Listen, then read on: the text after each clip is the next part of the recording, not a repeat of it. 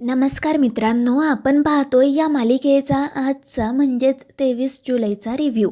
चला तर मग बघूयात आजच्या या एपिसोडमध्ये नेमकं काय काय घडून गेलं आहे ते. तर सगळ्यात आधी आपल्याला असं पाहायला मिळतं की तारिणीने सर्वांसाठी नाश्ता बनवलेला असतो. चेतना आणि पद्मिनी डायनिंग टेबलजवळ आलेल्याही असतात आणि त्यावेळी ही जी पद्मिनी असते ना, ती कोणासोबत तरी फोनवर बोलत असते आणि त्यावेळी ती असं म्हणत असते की मी आता कोणत्याही थराला जाईल, पण त्या जया जगदाळेला म्हणजे जे जे मॅडमला धडा शिकवेल, तिची बदली केल्याशिवाय मी काही गप्प बसणार नाही. आणि ते ऐकून तारिणीला आश्चर्य वाटतं. त्यानंतर ती रेखासुद्धा निशीला घेऊन त्या ठिकाणी येते. चेतना काकू निशीची चौकशी करते, पण निशीऐवजी रेखाच पुढे पुढे करत उत्तरं देत असते. उगाचच खूप नाटक करत असते. त्यानंतर मग तारिणी काळजीपोटी त्या निशीसाठी चहा घेऊन येते, पण रेखा रागातच म्हणते की तारिणी तो कप उचल, आम्हाला तुझ्या हातचं काहीही नकोय. पण तरीसुद्धा तारिणी मूर्खासारखी पुढे पुढे करत म्हणतच असते की निशीची आई प्लीज असं नका ना बोलू. काल रात्रीपासून निशीने काही खाल्लेलं नाहीये, तिला निदान हा चहा तरी पिऊ द्या. पण त्यावेळी रेखा रागाच्या भरात तो कप फेकून देते आणि त्यामध्ये असणारा गरम चहा तारिणीच्या हातांवर सुद्धा सांडतो. पण तरीसुद्धा तारिणीला पुढे पुढे करायचंच असतं. ती म्हणत असते की निशीने काही खाल्लेलं नाहीये, तिच्या पोटात 2 घास तरी जाऊ द्यात. आणि त्यामुळे रेखा खूप चिडते, ती तारिणीचा खूप अपमान करते. पद्मिनी सुद्धा तिची साथ देत म्हणत असते की खरं तर ना, आपण कोणीच या तारिणीच्या हातचं काही खायला नकोय, हे आपल्या अन्नात विष टाकायला सुद्धा कमी करणार नाही. आणि मग सगळेच जण काही न खाता पिता तेथून निघून जातात आणि त्यामुळे तारिणी रडत बसते. मग तिथे केदार येतो, तो तिला समजावण्याचा प्रयत्न करतो. तर तारिणी नेहमीप्रमाणे सगळ्यासाठी स्वतःलाच दोष देत असते, रडत बसलेली असते. आणि त्यावेळी केदार तिची समजूत काढत म्हणत असतो की बॉस नको ना गं काळजी करू, कोणी कसंही वागलं तरी मी आहे ना तुझ्यासोबत. आणि त्याचवेळी त्याचं लक्ष जातं तिच्या हाताकडे. गरम चहा सांडल्यामुळे तो हात पूर्णपणे भाजलेला असतो आणि मग तो पटकन तिला रूममध्ये घेऊन जातो जेणेकरून त्यावर औषध लावता यावं. तर दुसरीकडे वकील साहेबही घरी आलेले असतात. दयानंद आणि कौशिकी त्यांच्यासोबतच बोलत असतात. काहीही करून त्या दोघांना युवराजला लवकरात लवकर बाहेर काढायचे असते. पण तितक्यात तिथे येते पद्मिनी आणि ती मूर्खासारखी पुन्हा नाटकं करायला सुरुवात करते. त्या वकिलांनी जे काही डॉक्युमेंट्स आणलेले असतात ते ती उधळून काय देते. मोठमोठ्याने ओरडत काय म्हणू लागते की तुम्ही लोक ना काहीच करू शकणार नाही, तुम्हाला फक्त बोलता येतं. आणि तिच्या अशा वागण्यामुळे कौशिकी आणि दयानंद दोघेही चिडतात. त्यानंतर मग पुढचा सीन आपल्याला असा पाहायला मिळतो की तो जो बाबूराव जामखंडे असतो ना, त्याच्या सेक्रेटरीला युवराजची बातमी समजते आणि मग त्यानंतर तो माणूस लगेच ती बातमी जामखंडेला सांगतो. जामखंडेच्या आधी लक्षातच येत नाही की युवराज खांडेकर म्हणजे नेमका कोण. आणि मग तो सेक्रेटरी त्याला कौशिकीचं नाव घेत सांगतो की तिचाच लहान भाऊ. आणि त्यामुळे जामखंडेची लगेच ट्यूब पेटते आणि त्याला बरोबर आठवतं युवराज म्हणजे कोण. आणि मग त्यानंतर तो सेक्रेटरी विचारतो की साहेब, या प्रकरणात आपण लक्ष घालायचं का, त्या युवराजची या सगळ्यातून सुटका करायची का, म्हणजे तो जरा कामाचा माणूस आहे म्हणून म्हटलं. पण हा जामखंडे म्हणतो की लगेच काही करायची गरज नाही आहे, उडत उडत बातमी कानांवर आली आहे ना, मग या बातमीला आपण जरा हवा देऊयात. आणि त्यावर तो सेक्रेटरीही हसतच हो म्हणतो. दुसरीकडे तो जो वकील असतो तो युवराजला सोडवण्यासाठी काय काय करता येईल हे कौशिकीला दयानंदाला सांगत असतो. पण ते शांतपणे ऐकून न घेता पद्मिनी उगाचच मध्ये मध्ये बोलत असते आणि या दोघांना असं म्हणत असते की तुम्ही ना तुमची ही तत्वबित्व बाजूला ठेवा, त्या ऑफिसरला लाच द्या, तिला म्हणा की आम्ही तुला जे हवं ते देतो, पण या सगळ्यातून ना युवराजची सुटका कर. आणि ते ऐकून कौशिकी खूप चिडते आणि म्हणते की तुम्ही काय बोलताय, तुम्हाला तरी कळतंय का काकू, हे बघा युवराजने जर काही केलंच नाही आहे तर मग आपण चुकीच्या मार्गाने कशाला जायचं. पण पद्मिनी ऐकायला तयार नसते, ती उगाचच गोंधळ घालत असते. तर दुसरीकडे केदार तारिणीच्या हातांवर मलम लावत असतो आणि त्यावेळी त्याला रेखाचा खूप रागही आलेला असतो. पण तारिणी तिथे सुद्धा पुढे पुढे करत म्हणते की ती माझी आई आहे, तिच्याबद्दल वाईट बोललेलं मी ऐकून घेणार नाही. आणि म्हणून केदारला गप्प बसावं लागतं. तितक्यात मग तारिणीला तिच्या बाबांचा कॉल येतो.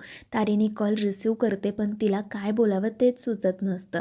तर बाबा तिला म्हणतात की तारिणी बाळा, मला माहिती आहे तिकडे जे काही घडतंय त्यामुळे तू खूप काळजीत आहे आणि आता तर काय ती रेखा तिथे आली आहे म्हटल्यावर ती तुला खूप त्रास देत असणार, हे काय मला वेगळं सांगायला नको. पण तारिणी म्हणते नाही नाही बाबा, हे काय बोलताय तुम्ही, आई मला कोणताही त्रास देत नाही आहे, उलट ती तर निशी सोबतच असते, तिच्या रूममधून ती बाहेरही येत नाही. पण त्यावेळी तारिणीचे बाबा म्हणतात की जर खरंच हे सगळं असं आहे तर मग तुझ्या आवाजाला काय झाले, आणि त्यामुळे तारिणीला काहीच पुढे बोलता येत नाही. दुसरीकडे आपल्याला असं पाहायला मिळतं की दयानंद त्या पद्मिनीला समजावत असतो, म्हणत असतो की हे बघ, आपल्या युवराजने काहीही केलेलं नाही आहे ना, मग आपण त्याला व्यवस्थितपणे या सगळ्यातून बाहेर काढू, तू काळजी करू नको. पण हे बघ, आपल्याला चुकीचं काही करायचं नाही आहे. पण पद्मिनी ऐकत नाही. ती इतकंच म्हणते की हे बघा, या सगळ्यामध्ये फक्त एकट्या युवराजचं नाव खराब होत नाही आहे, तर खांडेकरांच्या नावाला सुद्धा डाग लागतोय, आणि याचा सगळ्याचा काय परिणाम होईल याचा विचार करा आणि मग योग्य तो निर्णय घ्या. आणि मग ती बाई तेथून निघून जाते. दुसरीकडे आपल्याला असं पाहायला मिळतं की तारिणी तिच्या बाबांसोबत बोलत असते, आणि त्यावेळी ते तिला विचारत असतात की तू खरंच युवराजरावांना त्या गुन्हेगारासोबत पाहिलं होतंस का गं? तर तारिणी म्हणते की बाबा, तुम्हाला काय वाटतंय, मी काही खोटं बोलते आहे का? अहो, मला वाटत नसेल का माझ्या बहिणीचा सुखाचा संसार व्हावा, पण हे बघा, मी जे काही बोलते ना ते खरं आहे. खरंच मी त्या गुलाबला या घरात पाहिलं होतं, युवराज भाऊजींच्या रूममध्ये, आणि मग ती घडलेला सगळा प्रकार त्यांना सांगायला सुरुवात करते. त्यानंतर मग पुढे आपल्याला असं पाहायला मिळतं की वेगवेगळ्या न्यूज चॅनलचे कौशिकीला कॉल येत असतात. त्यांना युवराजबद्दलची बातमी समजलेली असते आणि त्याची शहानिशा ते कौशिकीच्या मार्फत करत असतात. पण त्यामुळे कौशिकी खूप चिडलेली असते.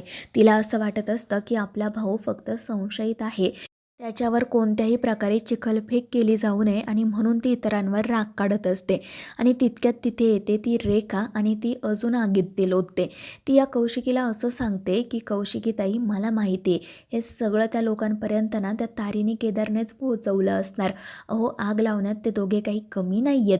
ते जर आमच्या युवराजरावांना जेलमध्ये पोहोचवू शकतात तर काहीही करू शकतात. पण कौशिकी म्हणते की ते दोघेजण असे नाही आहेत. पण रेखा म्हणते की बघण्यावर विश्वास ठेवू नका.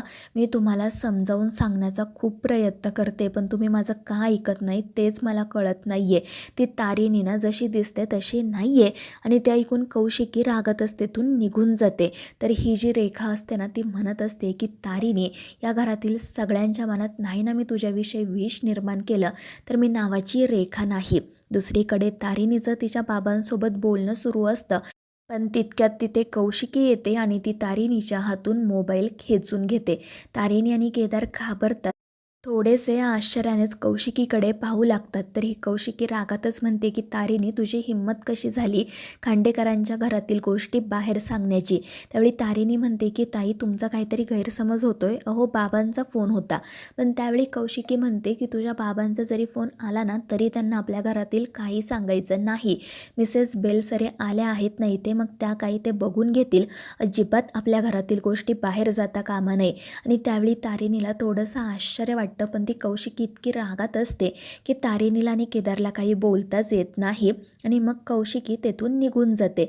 पण मग त्यानंतर तिच्यासमोर आणखीन काही बातम्या येतात, ज्यामध्ये असं लिहिलेलं असतं की प्रख्यात माफिया गुलाबच्या मृत्यूनंतर आणखीन एक मोठा खुलासा.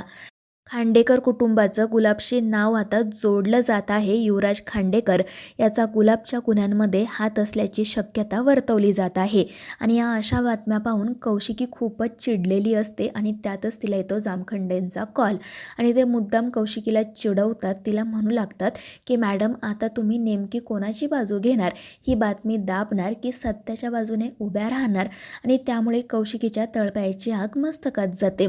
तर दुसरीकडे तारिणीला घरामध्ये जे काही घडलेलं असतं ते सगळं काही जे मॅडमला सांगायचं असतं, आणि आता त्या पुढे नेमकं काय करणार आहेत याचासुद्धा तिला अंदाज घ्यायचा असतो.